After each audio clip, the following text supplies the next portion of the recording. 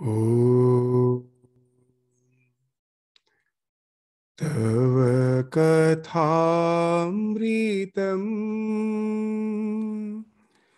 तप्तजीवनम्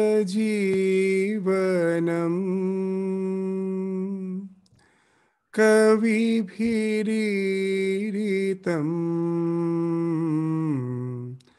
कल्मषापहम्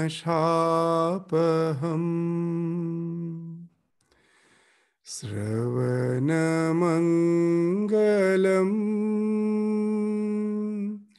श्रीमदाततम्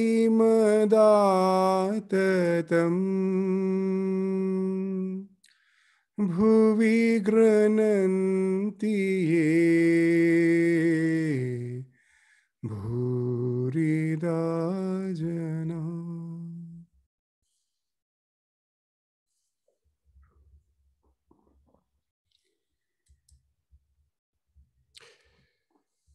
So we will continue with our study of the Gospel of Sri Ramakrishna, where we find Sri Ramakrishna is visiting Vidyasagar, and with him the discussion is going on. So we will start from the portion which we just started in the last class. We will continue with the discussion of that portion where we find that through the conversation of Rama and Hanuman, the Hanumana's answer to Rama is a very, very significant answer through which we can find that Dvaita, Vishishtadvaita, and Advaita, these three philosophies, are actually three perspectives to look at the same reality. So, in Sanskrit, the darshana means perspective, as we were indicating in the last class. So we loosely translate it as philosophy, but it speaks not exactly of the philosophy. It speaks darshana. This in Sanskrit, the word darshana means to see. So seeing from a particular perspective. So all the philosophies are as such. All the darshanas are correct from the perspective from which they are looking. If you look from that perspective, they are all correct. So let us read the conversation and then we will go to the discussion. Once Rama asked Hanuman, "How do you look on me?" And Hanuman replied, "O Rama, as long as I have the feeling of I see that thou art the whole and I am a part. Thou art the master and I am the servant. But when, O Rama, I have knowledge of truth, then I realize that thou art I and I am thou." So here Sri Ramakrishna is actually referring to a sloka. The sloka is very interesting, where we find that Hanuman's reply to Rama. What's that? That when Rama asked, "What do you think of me? How do you look upon me?" Deha vidya dasoham. As long as I feel I'm the body.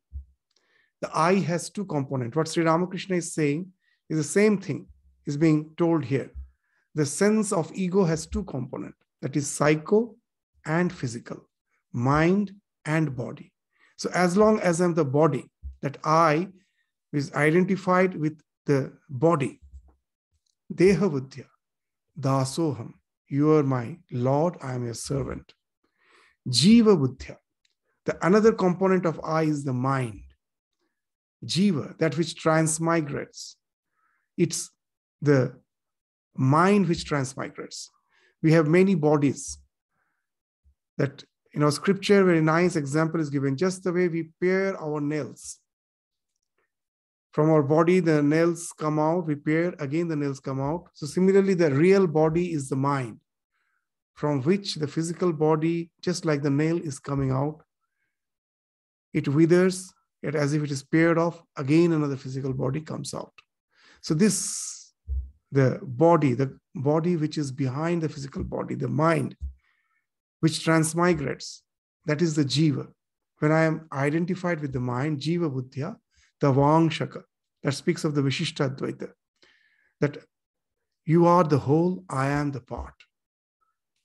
Atma buddhya, tvamevaham, tvam eva aham. So when I am identified with the self, then there is no difference between you and me. Tvam eva aham. You are verily the me. You are and me the same. Iti me nishchita mati. This is my firm conviction. So in the last class, we started the discussion that deha buddhya.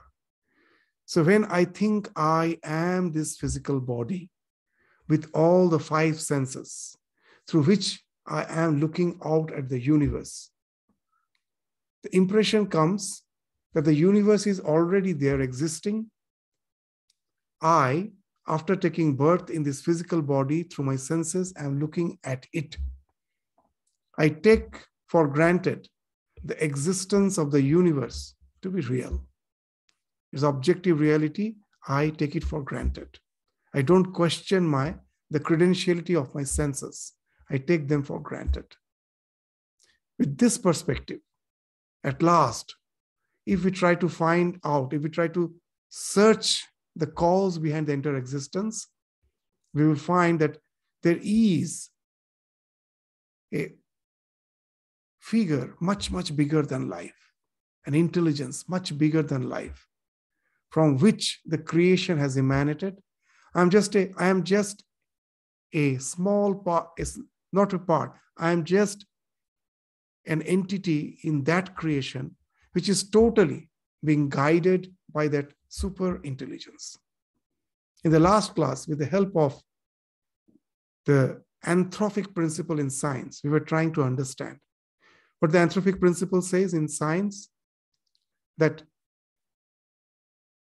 most probably at the inception of the universe, at the moment the Big Bang happened, the entire plan of the universe, everything in details, was as if encrypted.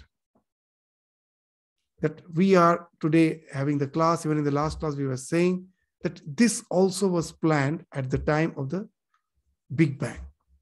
How? Because our general understanding is that life came by accident. The creation is an accident. But if we take it as an accident, it's very difficult to believe. Accident is a singular occurrence. There cannot be sequential accidents exactly in the same precision that hundreds, thousands, millions of accidents in precision at last to entail my existence or your existence or the existence of the universe. As in the last class we were saying that for the Big Bang to happen, if the force was a bit more, creation wouldn't have been possible. Everything would have been scattered out. If it was a bit less, the gravitation would have pulled back everything. Just the way we throw anything, it comes back. Whatever was being projected would have been pulled back to create a black hole. Creation wouldn't have been possible. The force with which the Big Bang happened is some very, very precision force. A little more, a little less, creation wouldn't have been possible. So now we can say that it was an accident. Now, the formation of atoms. There we find that the weak nuclear force and the strong nuclear force, the ratio is such that the formation of atom was possible. Otherwise, the subatomic particles are forming and dissipating. It wouldn't have resulted in atoms, elements, matter, nothing would have been possible. If that ratio was not just exactly the ratio what it is, little more, less, even there is no matter. Matter wouldn't have formed. So like that, we were just saying that thousands of such coincidences happened. When we come down to the earth, its gravitation is such which allows the oxygen in the atmosphere to stay. If the gravitation was more, heavier gases would have been in the atmosphere, life wouldn't have been possible. If the gravitation was less, only hydrogen and helium would have been in the atmosphere, life wouldn't have been possible. The tilt of the earth is such, 23.5 degrees. If it was a bit more perpendicular, it would have been so hot, life wouldn't have been possible because the sun rays will fall more perpendicularly. Life wouldn't have been possible. If it was a bit more oblique, it would be so cold, life wouldn't be possible. So like that, if you go to the human body, each and every moment, the hormones, the enzymes, everything is secreted, exact amount. We know that all the disease is because of that disproportion. Nowadays, we hear that our immune system, there is autoimmune disease. If your immune system is overreactive, it will result in some disease. If your insulin secretion is less or more, again, it will be just because of your blood sugar, your blood pressure. Everything is just in what it should be. So that in Buddhism, they say that breathe in, breathe out, and just contemplate that of the miracle of life. Because to have disease is normal. To enjoy health is something which is a matter of big surprise. That how many things are going on exactly in precision to make life possible. So after seeing the sequence of so many so-called singular accidents happening in such a wonderful sequence. So there's from the corner of certain science block, the question that's being put forward. Would you say this is all accident? If all so many accidents are happening in such a precision, doesn't it speak of a plan behind it, a design behind it? So if we take the creation to be something which is real, even then we have to think of some super intelligence behind it. Otherwise, so many things was not possible to have in such exact sequence to make life possible, to make this universe exist. So from that, the question of that super intelligence, who is the one who has created? I am in no way have any freedom in this life to overrule all those laws. In Sanskrit, those laws are called the rhythm. I am within that rhythm. That's why rhythm is called satyam. They're the truth because no one can break them. So this gives us that conviction that I am just like a servant. It is he who wills. As per his will, I have to obey. I have to follow the laws which he has set for me. So when as a deha, with the senses, I'm looking out and just taking the creation to be real, at last, I have to come to that sense of that my relation with the reality is what? The ultimate reality is I'm totally separate from it, but I'm totally being controlled by it. So I am the dasa. Jiva buddhya tavangshaka. When we identify ourselves with the mind, then you will find that the ultimate reality is a whole of which we are a part. Again, let us try to understand that all the perceptions happen with the mind. All our perceptions happen with the mind. So when ultimately the mind is the thing in which the mind which processes all the so-called piecemeal informations to make the perception possible. When I see the red flower, as so many times we have told, there is no redness outside. A particular wavelength of light which is striking the retina of my eye. After that, it gets converted into some nerve impulse, which when reaches the brain, the color perception center actually projects the color and it goes and envelops the so-called flower to give the redness. So the redness is being projected. So now the very interesting thing, we can easily say that the entire universe is a hallucination. There is something, but we can never know what it is. The mind is showing me, whatever it is projecting, that's what I am seeing. Now, very interesting thing. But this hallucination is very, very controlled hallucination. Why?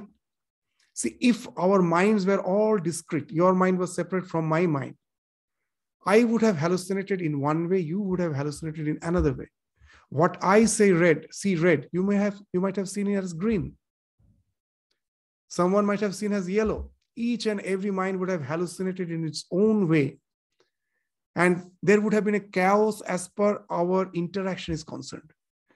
We could have never interacted because all the perceptions, each and every mind is projecting the universe in its own way. If it was a fact, then there would not have been any consensus reality. So now you will find, like the Dvaitins, the Advaitins are not, the Vishishtadvaitins are not taking the universe as something just real. Something is there which is being projected as this universe. And we all see it in the same way. And that gives the sense of consensus reality. It's not absolute reality, consensus. We all consent that yes, as we are all hallucinating in the same way, we say, yes, it is red. So this speaks of one common mind, just like in your computer. There is a server computer with which so many other computers are networked. And by default, they all function in the same way. Of course, I can work on my computer based on whatever that I get as default. Over that I can work. But by default, something is common.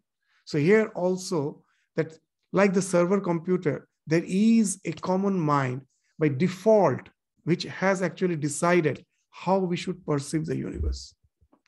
So this speaks of the reality, the absolute reality as a whole, of which we all form as a part. So this gives the idea of Jiva Buddhya Davangshaka. When you consider yourself as the mind, the thing which transmigrates, you're identifying not with the body, then you find that there is this one collective mind is there of which we form a part. That collective mind, the Ishvara, of which we form a part. So there we find that it is a question of whole and part. Atma Buddhya Tvamevaham. So here comes the Advaita. When you go beyond the mind, yes, we are all that the same light is being broken into the spectrum of 7 colors. And our individual minds are being a part of that the collective mind. We all are projecting the universe in the same way. But there is a way in our sadhana when you go beyond the mind. When one goes to the Nirvikalpa Samadhi, all this word Nirvikalpa itself speaks, going beyond the mind. Vikalpa, all sorts of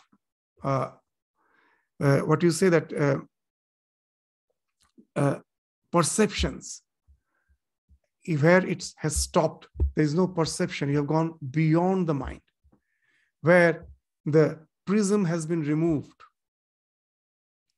The spectrum now merges with the white light. So now that white light speaks of that's non-dual reality. We are just giving the example to understand. When the mind is not there, we all merge in that absolute reality. When the mind comes into picture, the universe is. When the mind is not, the universe is not.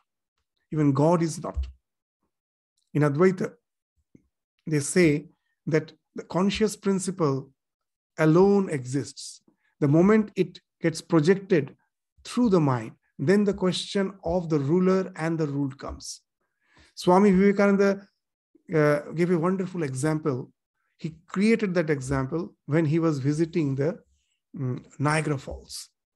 And for the first time he went to the Niagara Falls, he was really charmed to see, amazed to see the rainbow always there. Now, because of pollution at night, you don't see. In the olden days, even at night, on full moon night, the rainbow was visible. So that rainbow is always there. Seeing that rainbow, Swami Vivekananda immediately created a wonderful allegory. What he told is very interesting. That the Niagara Fall, as long as the Niagara Fall is there, that's like the mind which is flowing, on which the sun's rays falls. And the rainbow is being created. So, as long as the Niagara Falls will be there, the rainbow will be there. The moment the Niagara Falls, if it gets dried up, it's not there, the rainbow won't be there. But the sun is always there. So sun is the Brahman, rainbow is the Ishvara, and this Niagara Falls is the Jagat. Mind is a part of the Jagat. Like Jagat means which is flowing, Samsara means flowing, so Niagara Falls is flowing, mind is also flowing. If the mind stops flowing, we go beyond the mind. So this all, as long as we are a part of this Samsara, this flowing, then the Brahman appears as rainbow. The rainbow also is something fixed. It's not changing. The water flow is flowing, but the rainbow is just fixed in the sky. There is no flow there. So that's why Swami Vivekananda very nicely defined Ishvara. That what is God? God is the highest reading of the absolute. When through this mind we try to understand the highest, the absolute, through the mind it is impossible. The ultimate reading of the absolute which we can get through the mind is Ishvara. So the rainbow is there as long as the mind is there. When the mind is not there, Niagara Falls is not there, the rainbow vanishes. But the Brahman, the sun, it's always there. So the spectrum has fallen off when we go beyond the mind. We become one with the absolute reality. And that's what is being indicated by Atma Buddhya Tvam Eva Aham. All the spectrum vanishes. As spectrum, violet is always a separate spectrum from the red. All the spectrums are different, but they all merge into one. The moment the prism is removed and the spectrum merges with the white light. So all the differences are as long as the mind is there. When you go beyond the mind, we all merge in that absolute reality. Now you will find what a wonderful answer Hanuman is giving. That it is a three different perspectives. As long as I am identified with the body and I try to find out the absolute reality,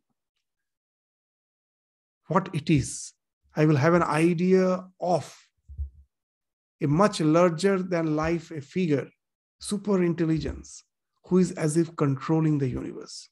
That's what we find in all the dual religions. It is he who has created, planned, designed. So that's in all the Abrahamic religion. Even in our Hindu religion also we find that idea is there. But the religion never stopped there. We find that there is the idea of Vishishtadvaita, where we find that the absolute reality is spoken of as the whole of which we are a part. So when that happens, when through the mind you're trying to find out the nature of the absolute reality, ultimate reality, then you find it is the whole of which you are the part. The consensus reality is being created in that whole, which we are bound to see as a part of that collective mind. So that's how what you say, that our interaction is possible, because it's all hallucination, but we are all hallucinating in the same way, in a controlled fashion.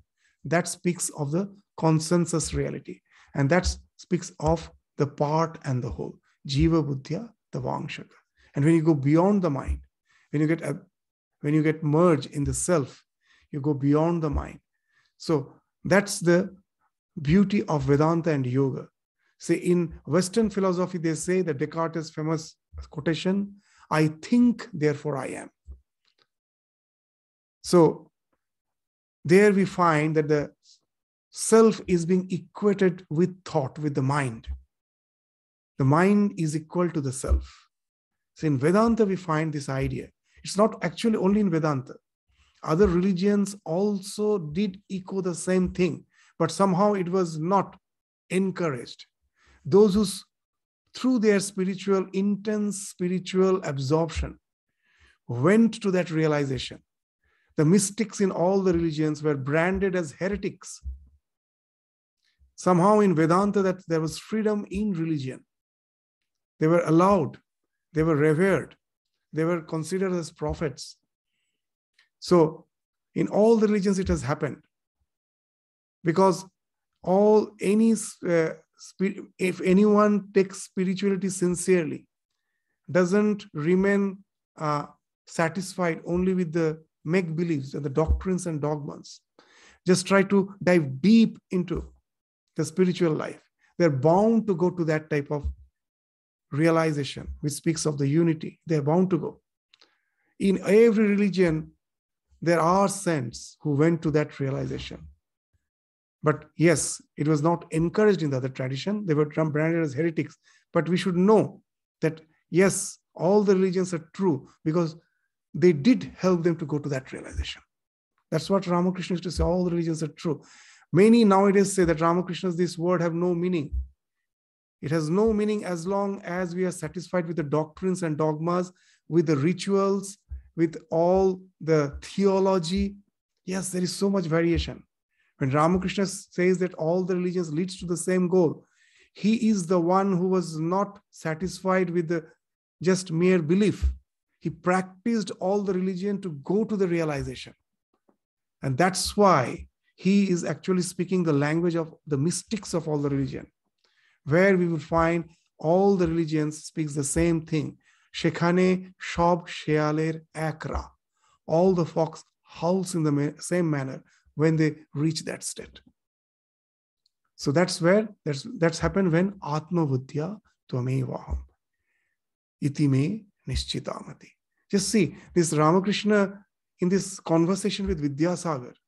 As Vidyasagar is a Pandit, with the householders when he's talking, in some other conversations we will find, he's speaking mainly of bhakti, that with one hand hold on to God, with another hand take the responsibility of the samsara, that whatever is possible for an householder to do, in a simple language he's speaking.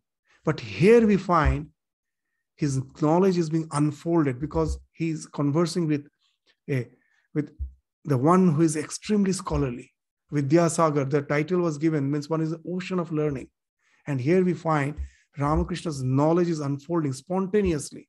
In such a simple language, he's speaking of the profound truths. Layers after layers of understanding is being opening up through his conversation. So now let us proceed to the Ramakrishna's words. The relationship of master and servant is the proper one.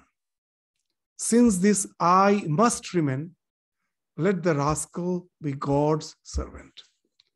So after speaking of these three perspectives, three darshanas, Dvaita, Vishishtadvaita, and Advaita, now Ramakrishna is saying that all the three are correct.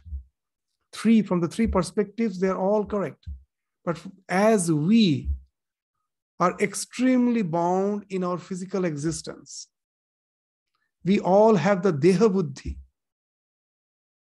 We even cannot identify ourselves with the mind. This we will find throughout the day. It is the Deha Buddhi which guides us. Our hunger, our thirst, our attire, the dress, whenever we go out, the way we want to make ourselves to appear in front of others. Everywhere we find the body becomes the guiding principle of our life. Deha Buddhi, it's very difficult to go beyond that. So if that's the situation, just to say Aham Brahmasmi, it's something I am saying which I don't realize. I am trying to relate to the highest absolute from the perspective of this physical existence, and I'm speaking of the one who has gone beyond the body, mind, and the senses. So that's why Sri Ramakrishna is saying the relationship of the master and the servant is the proper one. For most of us, that's the thing. just to say that I am the one with the absolute reality is blasphemy for us, because we know we can relate to that fact, because we are so much identified with the body. That's why he is saying, since this I must remain as it is still there, let that rascal be God's servant. How nicely he's saying that, let that rascal I, which is the cause of all our suffering, let just subdue it, make it. It is always God's servant. Be aware that you are servant. Don't think that you are the doer and the enjoyer, karta and bhokta, as if you are the Lord of the universe. Know it for certain. You are just the God servant. The way God makes you act in this life, you're bound to act that way. So that's what, and we always aware of that. So let the rascal be God's servant. I and mine, these constitute ignorance. My house, my wealth, my learning, my possessions. The attitude that prompts one to say such things comes of ignorance. On the contrary, the attitude born of knowledge is, O God, thou art the master, and all these things belong to thee. House, family, children, attendants, friends are thine. So he has created the universe. He has created me. All the responsibilities which I have to undertake, for that, all the good qualities, love, compassion, altruism, he has implanted in my heart and made me his instrument. It's not I love my children, I love my relatives. It is not I who am compassionate to the one who is suffering. That all that compassion, altruism, all those feelings, Lord has implanted in our heart. If he would have not implanted, we would never feel that compassion. Is that compassion, altruism, love something which we can say that we have developed? It was there in our heart. Even a small child, you will find that in Narottam Nagar, in Arunachal Pradesh, when I was there, we used to go for admission test. So just for the preparatory student, just to see whether they can write the alphabets, because there were many applicants. So we made that a point, that if you can write the alphabets and the numericals, so then we will consider you for admission. So we used to go to the interior villages, where in the circuit house, the children used to come. We used to give them pen and paper. That how that compassion works. Even in the small children, you will find altruism works. We all respond to each other's emotions. When I was for the first time, I was not aware of one thing. When the children, naturally, when they are there in the circuit house sitting together for the test, they do feel nervous. And some of them start crying. For the first time when I went there, I never noticed that. I was crying, what to do? Let him cry. And in no time, in 5 minutes, we found all the children just kept aside their pen and pencil, and all are crying. We couldn't take the admission test. And another day we have to come to take that test. And now we had a few more volunteers. If we found if any children is crying, immediately we will take him to some other room and give him some toffee and try to cajole him, so that the exam is not disturbed. So what it speaks of? It speaks of that all we have that love, emotion, that we somehow reciprocate to others suffering. From where it came? Who taught that children? No one. It was there in the heart. That's the idea. Even in Bhagavad Gita we find when Bhagavan is saying Sahayagya praja srishtva purovacha prajapati anena prasavishwadhyam ostishtatva kamadhuk. So Sahayagya. Yagya means this interrelatedness. No one can in this creation just exist by his own right. He has to be a part of interdependence. Everything is interdependent. So with this idea of interdependence, he has created this universe. Sahayagya praja srishtva. So all the love, all the responsibilities which I am handling at present. It's not me. I am not the karta. I'm not the doer. Someone else is doing through the me. I'm just the instrument. So if we are aware of this, though we have the sense of body, this can entail in annihilating, in reducing the suffering in life. All the suffering comes from the sense of doer and enjoyer. That I have done so much thing. In return, won't I accept even a small, even a little kind words? When our children are harsh towards us, that's what we say. Is this I expect from you? That whether the children should be harsh towards their parent, that is a different thing. But if I feel hurt, that he shouldn't be harsh, that's a different thing. That they have to be educated. But if I feel hurt, we should know for certain that there was an acceptance, there was something we were expecting. Expectance was lingering behind us. We were expecting something. And that expectation came because I thought I am the doer.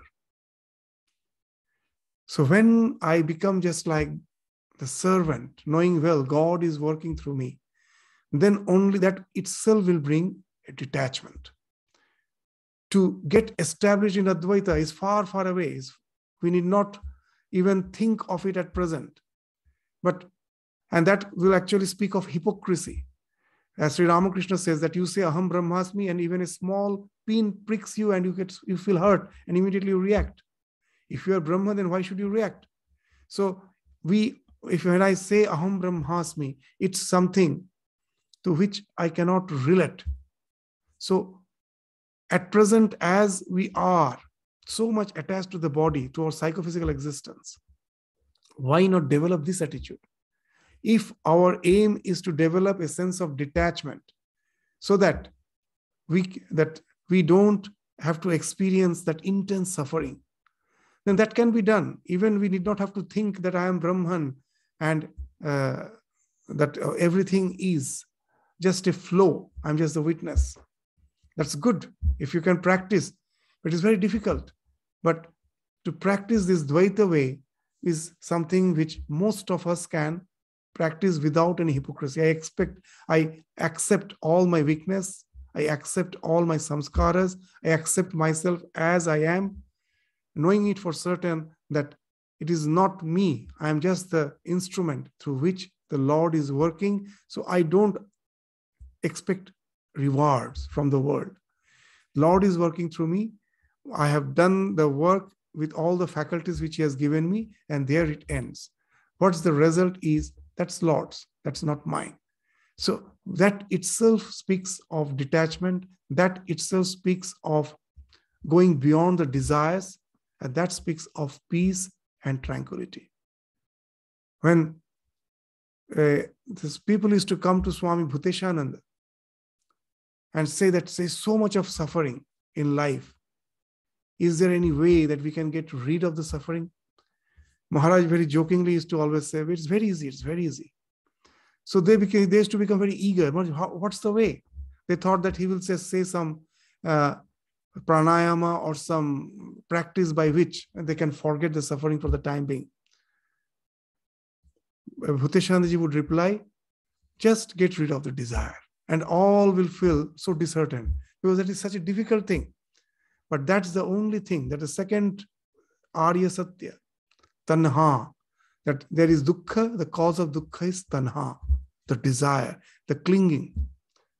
And in any way that we can, if we should, that by hook or by crook, we should try to get rid of that clinging, be it by having a sense that I am the servant of the Lord, or if it's you are so evolved that you are one with the absolute, whatever way is possible, to get detached.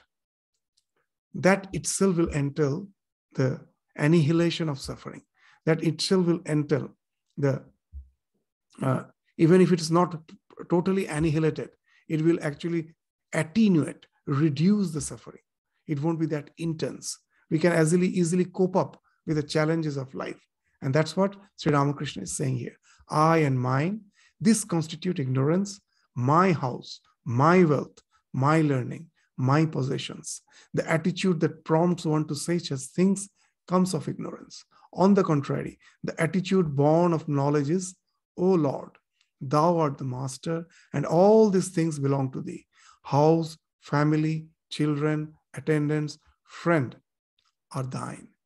One should constantly, and the next thing Sri Ramakrishna is saying now, that one, just see it one by one, he is giving us so many steps to practice. That is practicing the sense, the first he's saying that think yourself as the instrument, as the servant of the Lord. Now he's saying one should constantly remember death. Nothing will survive death. So this is another very important thing. If we are always aware that death is there at last, then the life becomes a journey. It's not our destination. And then to forbear with so many things becomes easy. When we are traveling somewhere, we easily put up with all the inconveniences, knowing it very well, it's just for the time being. It's not going to be there through eternity. So in life, we get so much agitated only because we think these are the be-all and end-all of my existence. It is going to be with me. If I knew it's just a journey, the death is there with which everything ends, then there is no question of taking the thing so seriously and fighting for all the trivials. We find in the diary of Belur Math, when Swami Vivekananda was alive, he was having conversations with the brahmacharis, the novices. He asked that one question to the novices one day, that what's the quality which is prime, which is the most important for a sannyasi? So all were quiet. Some told Viveka, Vairagya, love for God. Some were quiet. Swamiji was not at all responding to this. He was not happy with those answers. At last, he himself told, sannyasi is the one who loves death. And then immediately after saying that, he knew that there may be some misunderstanding when he says you have to love death. And then he clarified, does loving death mean suicide? No. It doesn't mean suicide. It means leading the life in such a way, knowing for certain that in this life, everything else is uncertain. Nothing is certain here. What is going to happen to me tomorrow is not certain. But one thing is certain. The only thing which is certain in this life of uncertainty is death. It is there waiting for me somewhere. Knowing that, lead the life. Then you will find that the detachment again is growing. So first practice for developing is detachment is think of the Lord as the master, you yourself as the servant, as the instrument. Second, always think of the death, not in a pessimistic way, that as death is there, what I have to do with the life. I do everything, what has to be done with the life, knowing very well the death is there waiting for me. The life can be very beautiful even when we know that death is there. One of the Swamis, I heard this very beautiful example. He narrated just the way we make the flower vases. We know it for certain. In 3-4 days, all the flower will wither. But does that mean that we don't take care of the vase? That as long as it is alive, we take full care so that we can offer it to the Lord. We prepare them, offer it to the Lord, knowing it very well. It won't be lasting forever. So that doesn't entail we don't take care of it. But at the same time, we are not attached to it. We know that it won't last forever. For the time being, when I am preparing the vase, I'm offering, anyone who sees will think he's so attached as if to it. But the one who makes the vase, he himself knows very well that in 3-4 days it is going to die, it is going to wither. So there is no question of attachment. But yes, to make it nicely and offer it, that speaks of being in the moment, knowing very well that the Lord at present has given this with this, with his things, we are just worshipping him. And it will be gone after 2-3 days. So this is the real, that love for death. That love for death doesn't mean not to take care at all. Just the way we take care of the flower of the vases, that's the attitude we should have towards death. Knowing very well that death is there, we take care of the life fully, nicely, as an offering to the divine. But at the same time, we are not attached to it. So that's what Ramakrishna is indicating by saying to constantly remember that death. One should constantly remember death. Nothing will survive death. We are born into this world to perform certain duties. Like the people who come from the countryside to Calcutta on business. If a visitor goes to a rich man's garden, the superintendent says to him, "This is our garden. This is our lake," and so forth.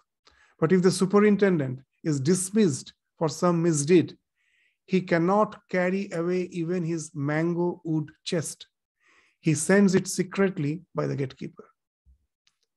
So, Sri Ramakrishna is saying that God is a rich man here. The entire nature is his wealth. We are the supervisor, superintendent. That as long as we are the superintendent, God gives his wealth even to us to take care of it. And for the time being, I say, this is my garden, this is our garden, our lake. But a time will come when again, maybe because of the misdeed or because of my age, just the way superintendent has to retire. So one day we have to leave, and that then not a single thing, even a small thing which has no value, even that I cannot take. What he is speaking of, that the same thing Swamiji says in a different language, that nature gives us everything at certain point of time and takes away everything at certain point of time. Nothing is ours. God is that rich man, and nature is his wealth. He gives and again takes away. We have no right. So how can you say it is yours? So if this awareness is always there, then the question of this inordinate attachment to the things of the world is bound to loosen, is bound to fall off.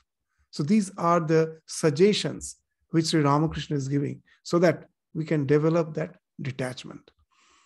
God laughs on 2 occasions. He laughs when the physician says to the patient's mother, "Don't be afraid, mother. I shall certainly cure your boy."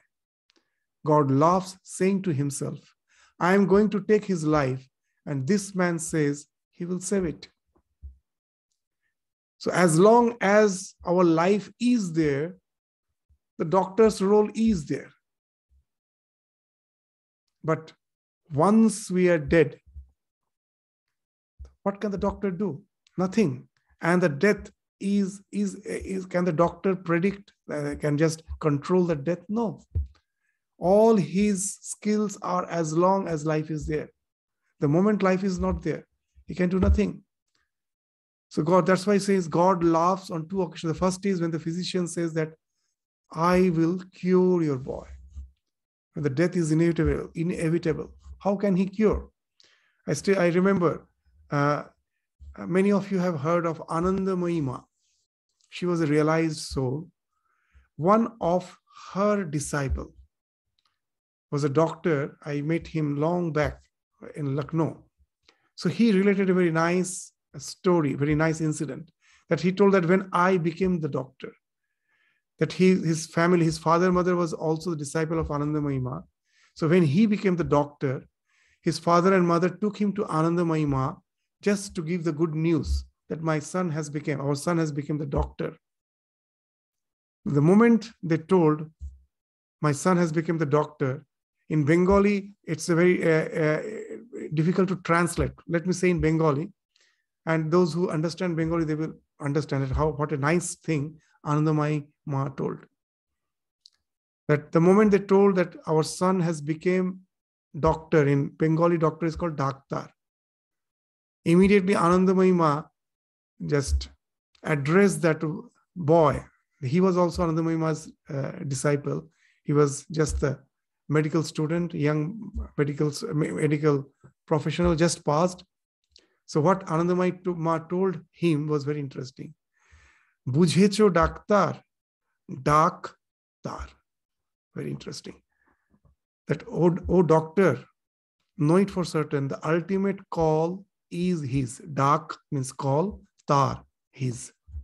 Dak tar. So he's breaking the word. So very nicely. The same thing Ramakrishna is saying here. That bujhecho daktar, dak tar. So that's the thing. The ultimate call is his. And that call is waiting for all of us. Somewhere I read jokingly, the day we were born, so from that day, we have started our march. We are marching towards death. We are marching towards our own funeral, where our heartbeat is the big drum. In the funeral procession, the big drum is being played. Your each and every heartbeat is a drum which is being played in the procession of your own funeral. You all have to go that way. The day we are born, from that day, our funeral procession has started. Because death is inevitable. That is waiting there. The moment we know that, for certain, we are aware of that, immediately we will be dealing with the life in a much more detached way. So that's why Sri Ramakrishna is saying that God laughs when the physician says that I will certainly cure your boy. God laughs, saying to himself, I'm going to take his life. And this man says he will save it. And again, God laughs in two occasions. What's another occasion? The physician thinks he's the master, forgetting that God is the master.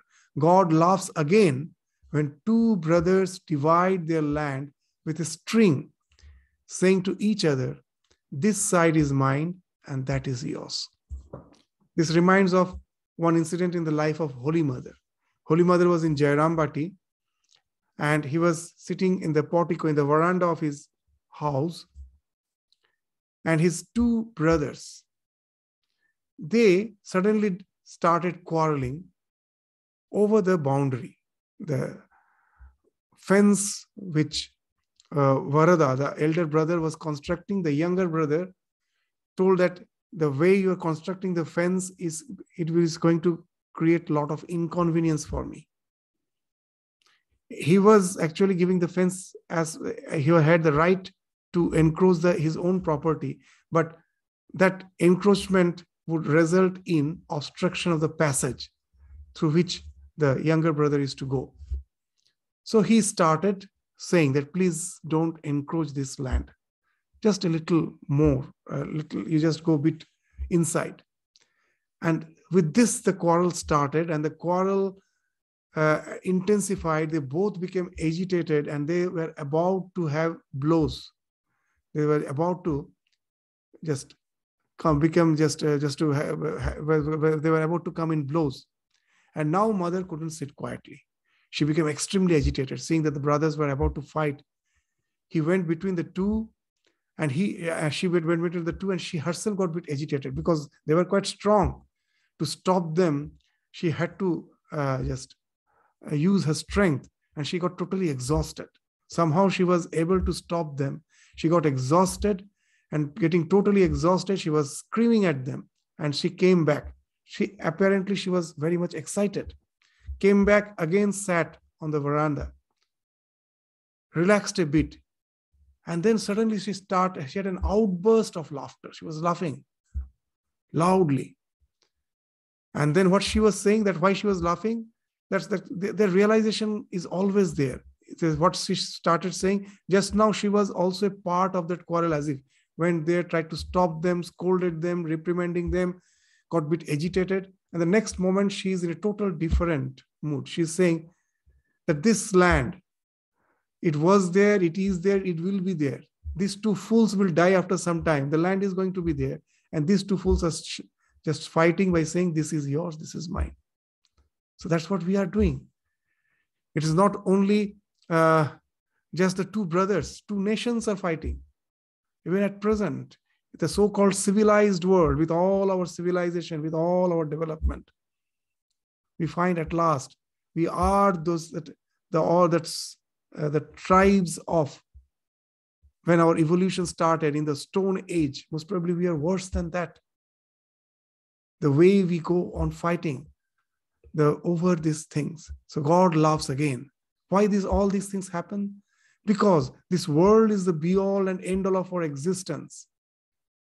With all our power, with all our might, at last, death is the thing which is inevitable for us. We forget that, and we're forgetting that, taking this world to be the be-all and end-all of existence. Politics and all the narrowness of it, all sorts of family quarrels, everything results from this limited understanding. The moment we can relate to the higher values of life, to the sublime values of life, the life could have been something totally different. How childishly we behave. And that's what Sri Ramakrishna is indicating, that he laughs and says to himself, the whole universe belongs to me, but they say they own this portion or that portion. Can one know God through reasoning? Be his servant. Surrender yourself to him and then pray to him. So this is again the question of surrender. So here again, you will find it wonderful that when we are reading these words, we just go on reading without sometimes realizing so many steps, suggestions he is giving. The first was that to develop a sense of that you are the servant, he is the master, you are just the instrument in his hand. And then he spoke of to be aware of death. And as an illustration, that to be aware of the death, he's speaking of this, that this land, it's not ours. The doctor, when he says that he will cure, this body is not ours, it's going to fall off. All the property which we think we have to leave with the death. So death is a thing. The next thing which he's saying now is speaking of resignation. That don't try to know God. Just surrender yourself, be his servant, and then pray to him. So this is the third aspect. That is surrender, total surrender. Just don't try to know God. Don't try to grasp God. That itself is to describe Nishkam Karma. Shankaracharya in one place very nicely is saying that Ishwaropi me tushyatu iti sangam tyaktva. That when I am doing some good deeds, I may say that, yeah, I don't have any desire for the people's approbation.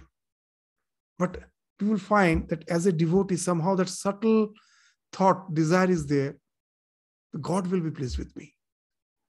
Even to relinquish that. I am just doing because I have to do something. As Holy Mother used to say, a very interesting thing, that as I have renounced everything, my mind has to remain engaged.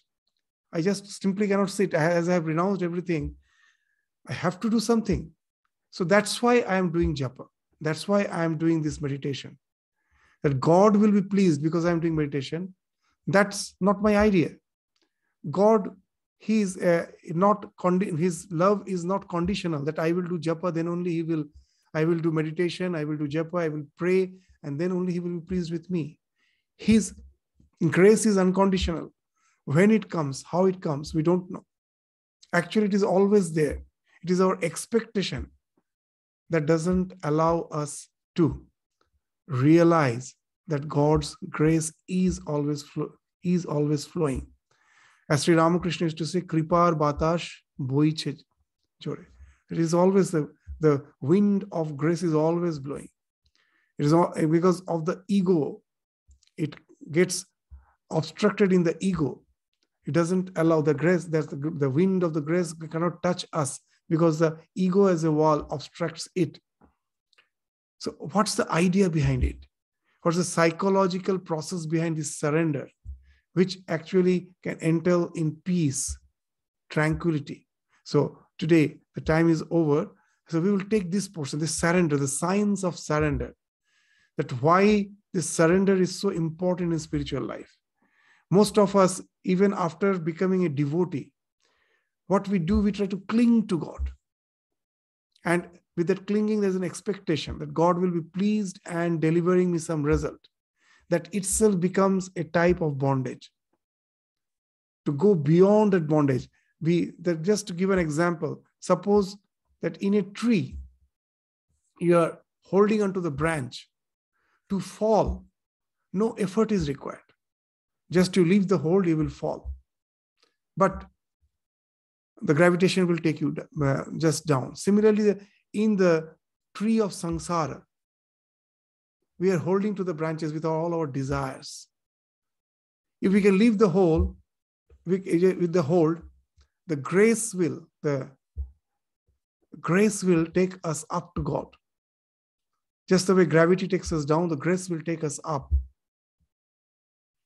But what, instead of releasing the hold, we are so much attached to our individuality. What we are doing, the branch which we are clinging to, most probably there are ants which starts biting me, I'm suffering. I release the hold of this branch and get hold of another branch, which I nomenclature as God. I'm still holding. It's not, the grace cannot as such take me up, because again, though I have released the hold of this branch, I'm holding onto another branch, which I call God. So that is not allowing me to be in communion with the divine by his grace, which is always there. Just as the gravity is always there. The moment I leave the hold, it takes me down. So grace is always there. It is as we are clinging with our sense of identity, not surrendering, the grace cannot work on us. It cannot take us up. So this idea, we will elaborate with more to understand the science behind this surrender, that how it helps us to be in communion with the divine. And that in our spiritual journey also we will find that sometimes that because of our spiritual practices, we get the bliss for one day. And we think that now this is mine. I am going to get this bliss again. And again it vanishes. Again it comes suddenly. Why it happens? And how surrender has something to do with in this process. We will take up this as a discussion again in the next class. With this, we stop our discussion today. Thank you all. Namaskar.